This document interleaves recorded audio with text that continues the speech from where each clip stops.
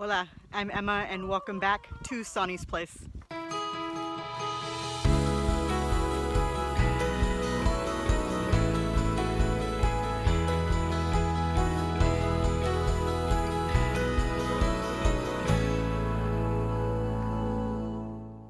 Today we're just doing a few chores, getting caught up on a few things. It's actually really nice out today. I think we're going to be close to the 60s, which is amazing for December. And because it is so nice out, I decided to get the kiddie pool out for the ducks, but for some reason they still haven't gotten in there. So we'll see if they make it in there. Chores for this beautiful day: we're cleaning out the coop, changing out the bedding, and we're also cleaning out that coop over there. Hey Teddy, there you go.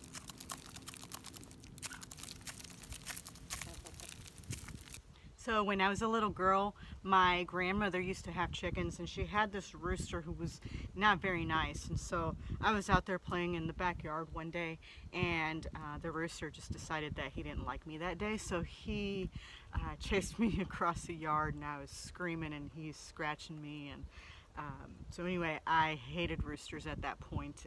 But when we moved out here, I wanted to have chickens. I wanted to raise chickens, and I wanted them for eggs.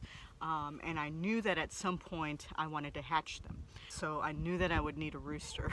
I really don't like roosters, but you kind of need one to be able to hatch eggs, right? Birds and the bees. So I vowed that when that rooster came into our house and onto our property, that I would hold him every single day. So I was able to train him to like snuggles. And so every day when I'm out here, I pick him up and I hold him and I snuggle him, and he loves it. Watch. So guys, this is Teddy. He is a Buff Orpington. He is a beautiful rooster. Isn't he handsome? Say hi to the people. Anyway, this is Teddy. He's a good rooster, takes care of his ladies, but more importantly, he loves snuggles, and I love to snuggle with him. And he's just so handsome, right? Aren't you handsome? Aren't you a handsome guy? Yeah, who's a good boy? Now, Teddy doesn't mind being held, but it does bother him when I pick up his ladies. He doesn't like it. I think he gets jealous. Now, I can't say that you'll be able to get your rooster to behave that way. We actually picked Buff Orpingtons because they have a gentler disposition. They're hardy chickens, and it gets pretty cold out here in our area of Missouri, and they're good layers. They're also a good hybrid bird if we ever decided to butcher any of the hatchlings that we decide to hatch later on. Bye, Teddy. Bye, ladies. Bye-bye.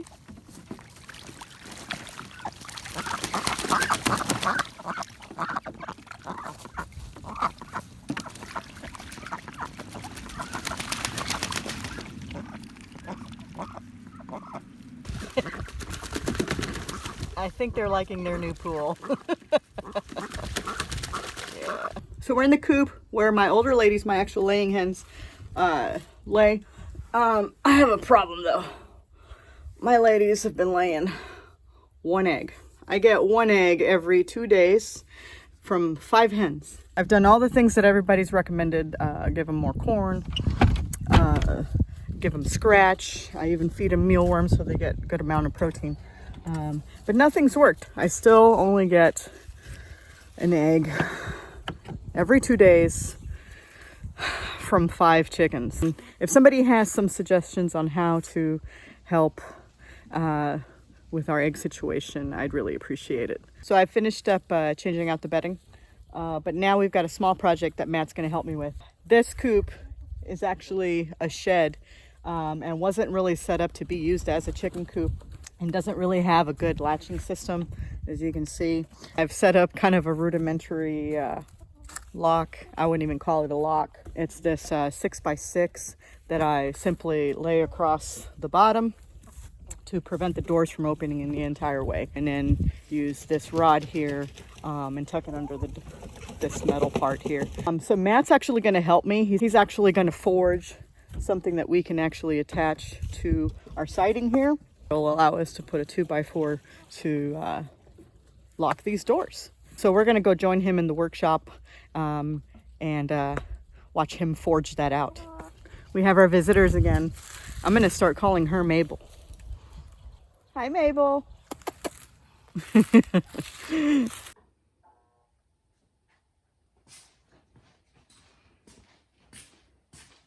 Proper way to light a forge.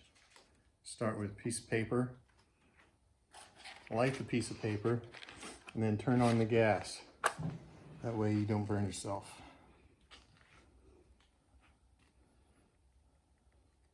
Theoretically.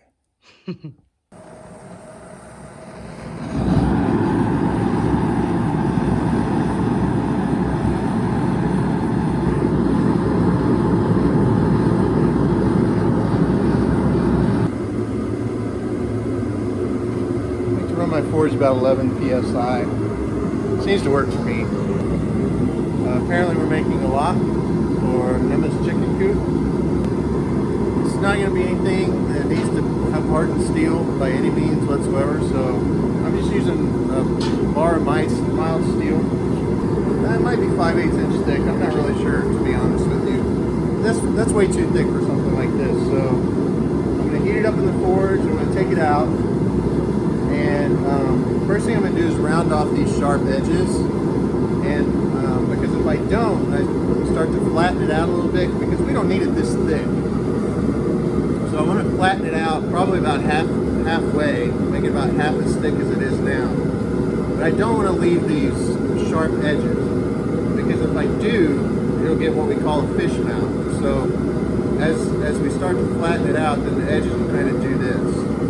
So we don't want that to happen. So I'll start by rounding off these edges, and then I'm going to flatten it out, and then we'll shape it to however we want to do it. I haven't forged in a little while, and so I don't want to use the heaviest hammer. I'll probably give myself a tennis elbow or something. So I'm going to use this medium-sized hammer. It's about 3.5 pounds, I think.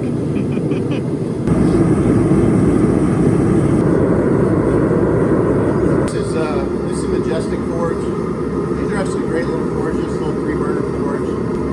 I could turn the 3rd burner on if I wanted to get more heat. For what we're doing, 2 is going to be plenty. I'm not actually a really big fan of direct heat forging, which is what this is. I don't know if you noticed when there's a shot inside there, but the heat was coming directly down, or is coming directly down onto the metal. That's not really the most efficient way to heat metal. So I've got the scheme in place that I'm going to actually build another forge, and it's going to be a round forge, and that allows the heat to kind of swirl. And when it swirls like that, and you actually use a little air pump, and so you're able to run your forge. Like I run this forge at 11 psi. I could probably run a round forge with forced air at about probably 5 or 6 psi and get even more heat because of that air circulation. So that's what I'm hoping to do in the future, but what we're doing today, right now, this is going to be perfect. I did not forget my safety glasses, in case any of you are yelling at your computer screen right now. You're probably going to see me take these off and put them on quite a bit because these are actually yellow tinted. My clear ones are actually in the house, and I'm too lazy to walk back over and get them. These are going to skew the color of the metal just a little bit, so I want to make sure that I can see the color of the metal so I know basically when to stop hitting, how much flexibility I have in the metal. I'm going to take off these edges for now.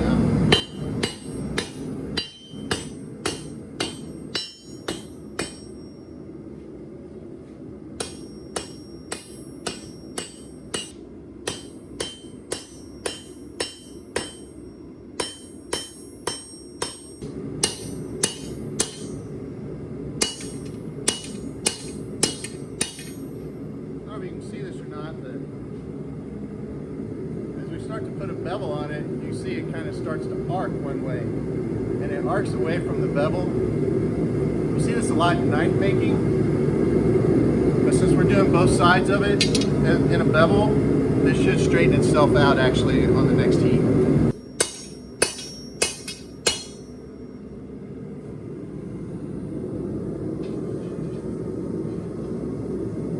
How's it feel to be out forging again? Hurts my hand a little bit. to need a glove anyway because that heat's going to start to travel up the steel. So 75% of foraging is waiting.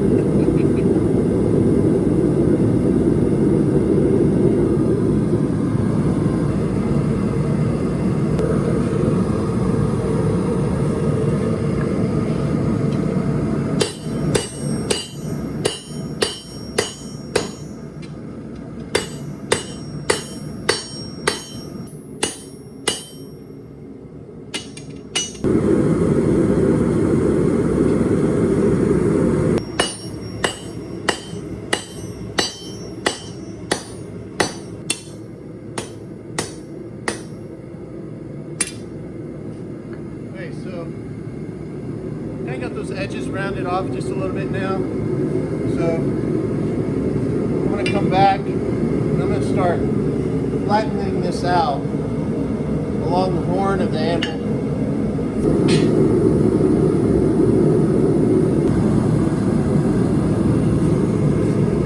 I've actually switched over to the big hammer and try and make short work out of this.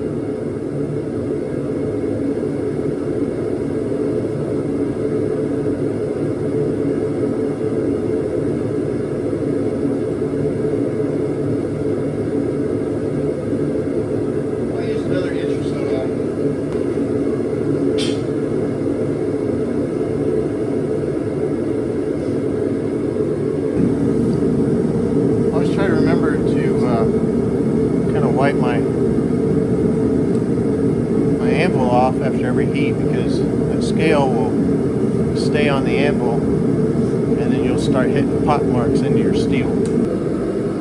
Barely even sweating yet. I don't know if you noticed, but I don't wear ear protection. You see some guys on YouTube who forge and they like to wear ear protection for a very good reason. This is very loud, these anvils have a very sharp peak to them, and it's extremely loud. I don't wear ear protection, and the reason that I don't wear ear protection is because I'm already half deaf. I actually wear hearing aids, and I have a moderate to severe hearing loss in both my ears, so I turn my hearing aids on. I have built-in hearing protection, which is pretty awesome.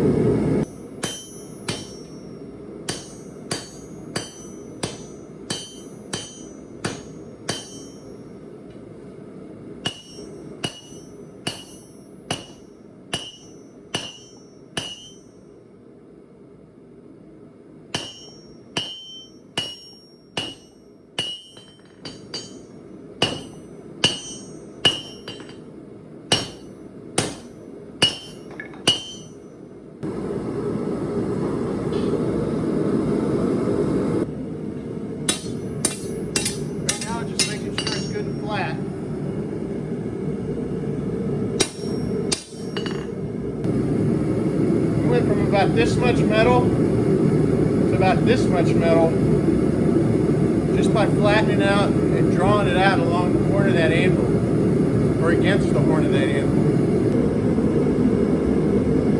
It's perfect.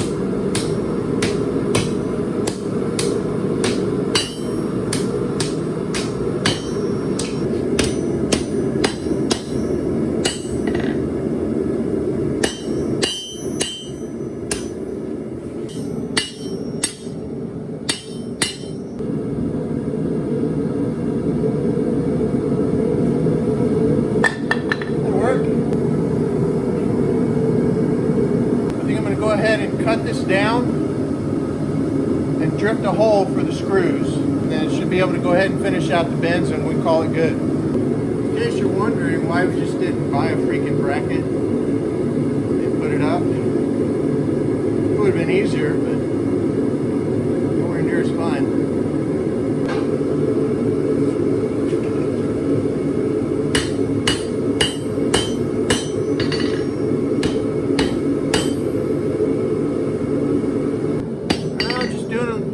Cleaning up on it. Make sure everything's good and straight.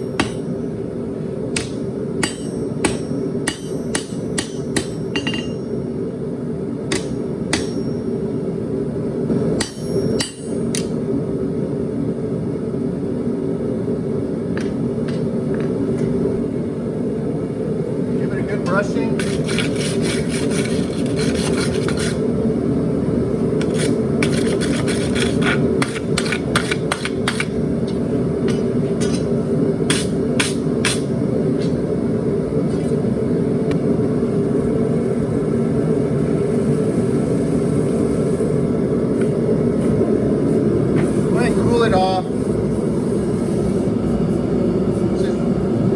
Steel, so it doesn't hurt it to quench it in water. It's not going to crack or warp bad or anything like that. Low carbon steel.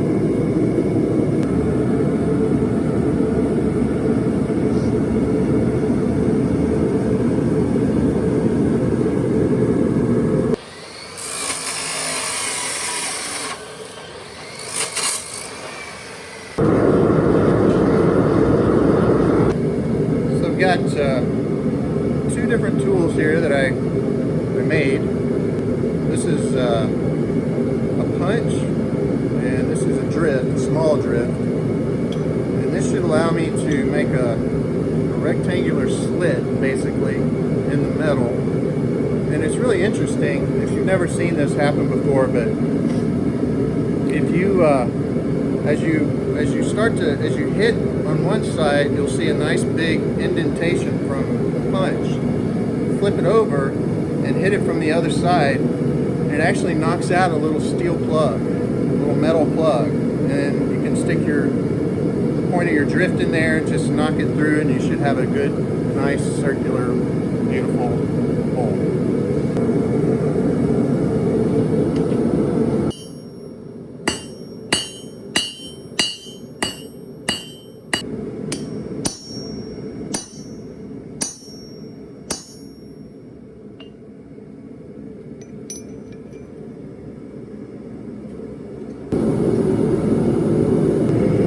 Feeling that once I drift these holes, we're not going to have any screws that have a big enough screw head to act. I think they'll probably just go through. So we may have to get another set of screws with a larger screw head before we can actually finish this whole project.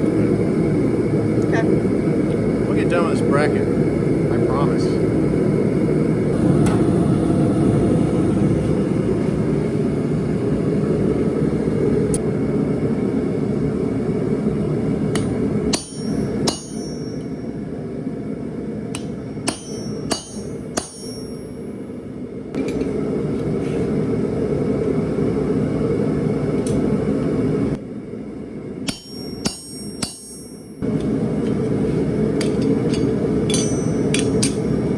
The outline of that plug for me. Should be able to just knock it right out of there.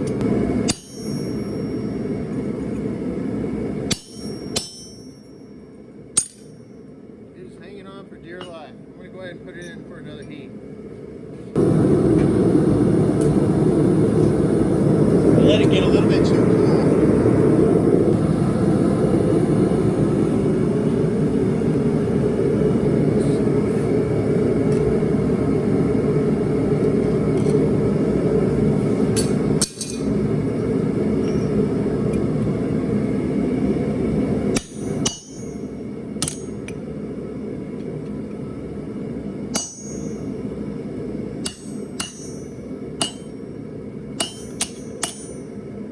And there it went. Take my small drift here, as close to the middle as I can of that punch hole.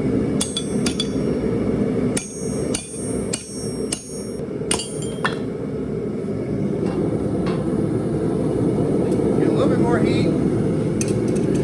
Should be able to go ahead and drip that hole the rest of the way through.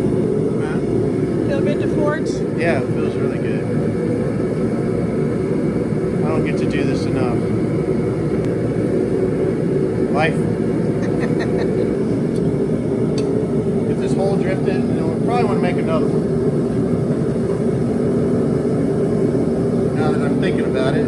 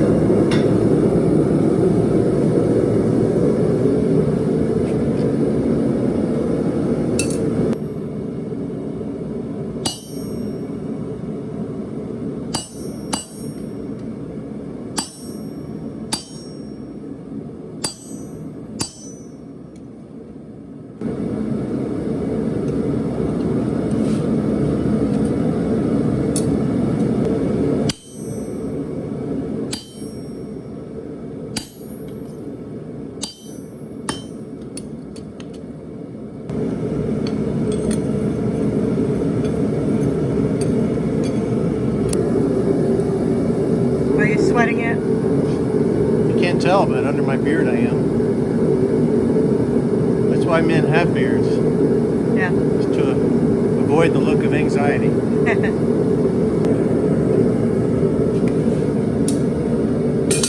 Alright, come on out, baby.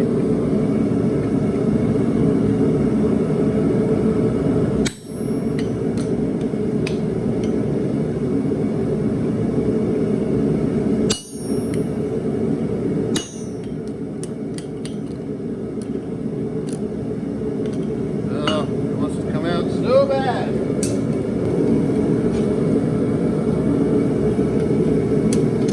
It's just barely hanging on.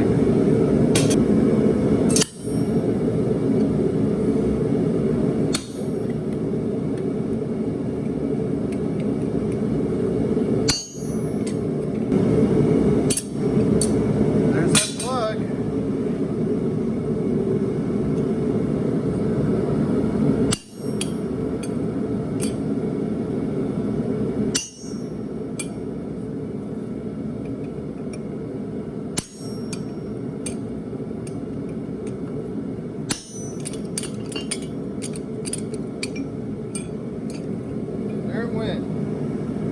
I wanted to try and show it to you. There it is. If you do it right, it looks a lot prettier than this.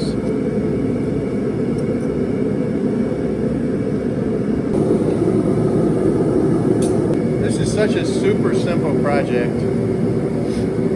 It's a good project to do just to learn how to hit the steel. The number one skill, trick, whatever you want to call it, to being a great blacksmith is being able to hit your steel in the exact same spot twice, 3 times, and then over and over and over again until you can hit the steel anywhere you want to hit it. And hammer control is the biggest thing that you can work on. I'm still pretty terrible at it, to be honest with you, but I'm getting better. And so a project like this, where you're beveling out your edges first, and then drawing out the steel against the horn of the anvil, that sort of thing. I mean, this is a really good beginner project if you ever wanted to work on something like this. There are plenty of forge plans online that you can find. This particular forge, I paid like $400 for. But you can easily make your own with some fire bricks and some angle iron, and then you can find a burner online really easily.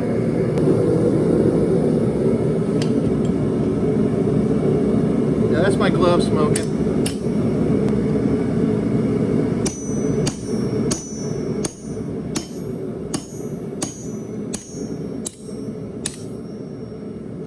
My dad was a farrier,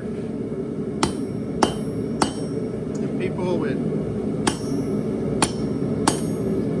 come and bring their mules and their horses around.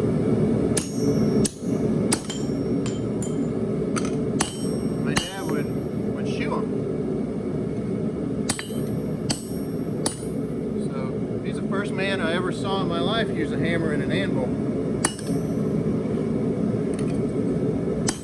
Go back in and hopefully make the last bend on the first try.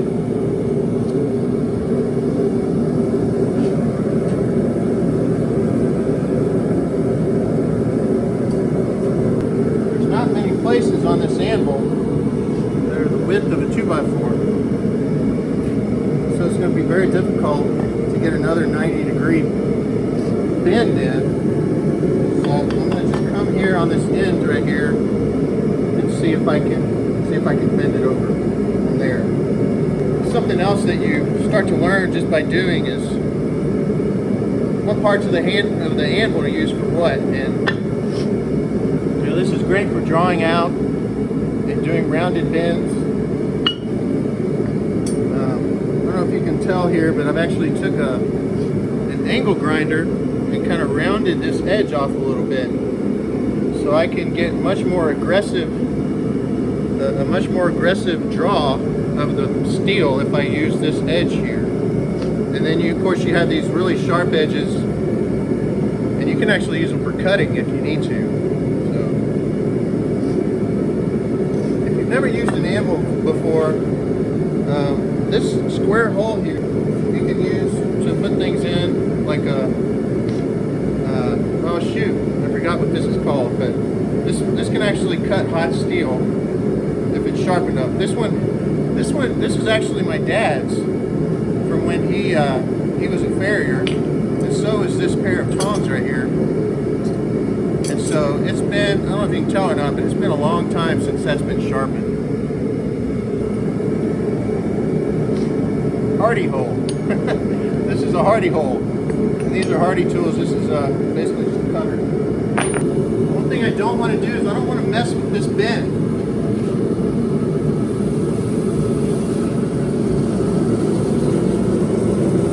I'm going to go ahead and cool that bend.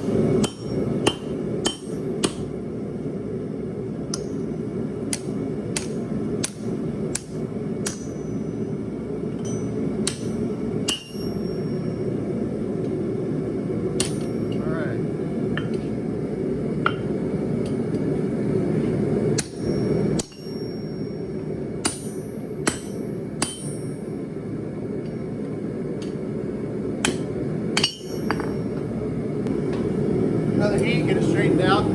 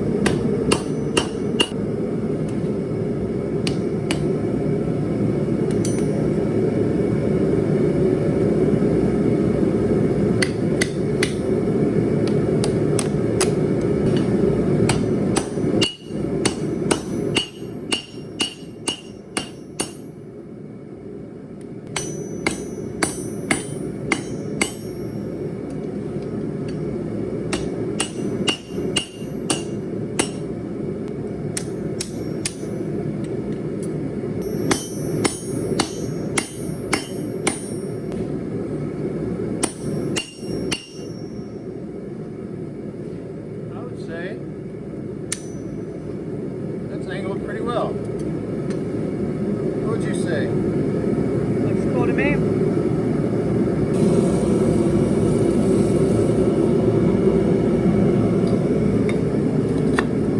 Perfect.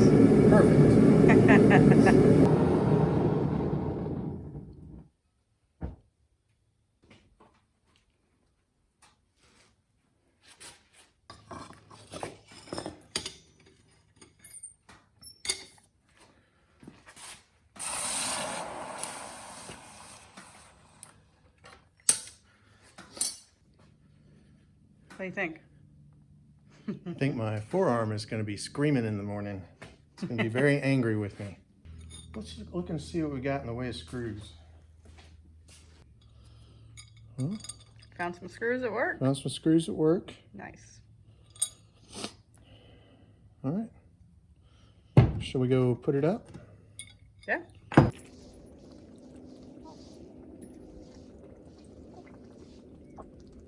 They're loud, aren't they? What are you doing? I don't know.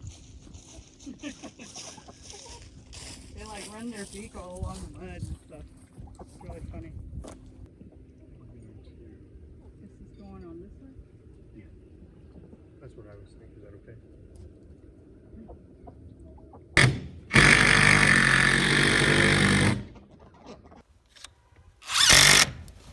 Oh, hey, I have chickens flying out. They're like flying out. They're angry with it. Let me back in. Hey.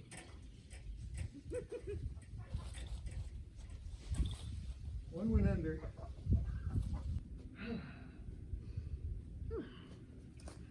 I said, run away, chickens.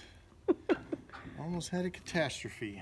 It's like that part in Rocky when he's training.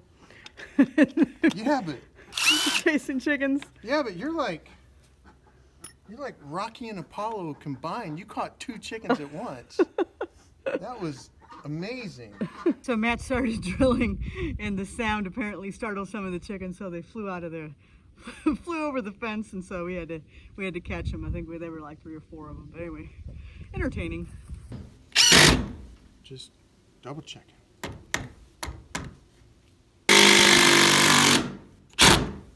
Woohoo!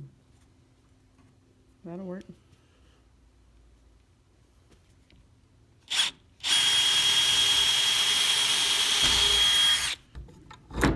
Yeah, that looks awesome. I had a good idea, didn't I? Well, I guess that's debatable.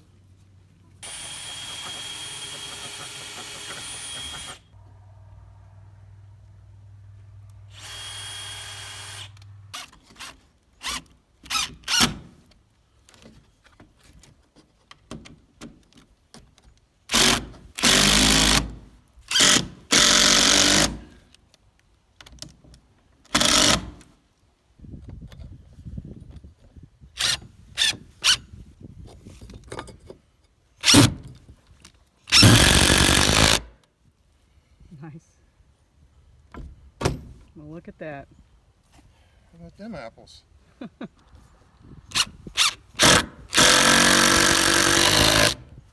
Oh man. I found the worst possible tool for the job.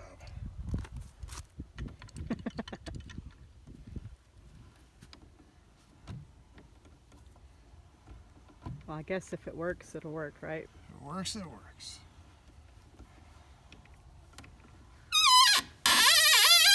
Oh, it's such a lovely sound.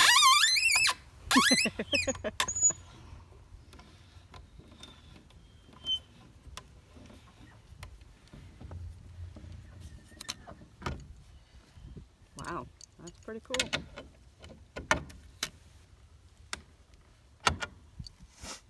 All right.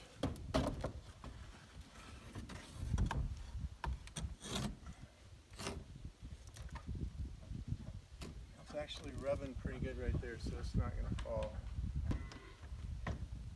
This guy right here is pushing against the 2x4, and it's making it hard for it to come out of the bracket. Yeah. may want to take that off, but Well, we can put a real handle on there at some point. yeah, and actually higher up. Yeah. Just. Yep. All right. You happy with it? I am. So there she is. It's our brand new lock for our older than dirt chicken house.